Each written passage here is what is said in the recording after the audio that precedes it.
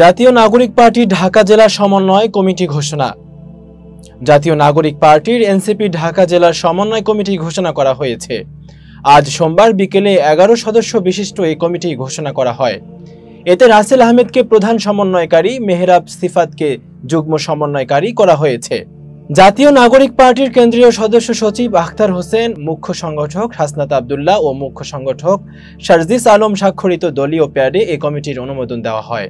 কমিটিতে দোহার, নবাবগঞ্জ, সাভার, ধামরাই, কেরানীগঞ্জ ও আশুলিয়ার নেতাদের সদস্য করা হয়েছে। খোঁজ নিয়ে জানা যায়, কমিটির প্রধান সমন্বয়কারী রাসেল আহমেদের গ্রামের বাড়ি দোহার উপজেলার জয়পাড়া এলাকায়। এছাড়া যুগ্ম সমন্বয়কারী মেহরাব সিফাতের বাড়ি সাভার উপজেলায়। এ বিষয়ে রাসেল আহমেদ বলেন, সংগঠনের তৃণমূল পর্যায়ে কাজ করতে সবাইকে নিয়ে শিগগিরই টিমওয়ারি সফর শুরু করা হবে। সমাজে সব ধরনের বৈষম্য দূর করে রাজনীতিকে জনগণের আস্থার জায়গায় আনতে এনসিপি কাজ করছে। এতক্ষণ বার্তা বৈঠকের সাথে থাকার জন্য ধন্যবাদ। নতুন নতুন তথ্য সংবাদ পেতে বার্তা বৈঠকের ইউটিউব চ্যানেল এবং ফেসবুক পেজের সাথেই থাকুন।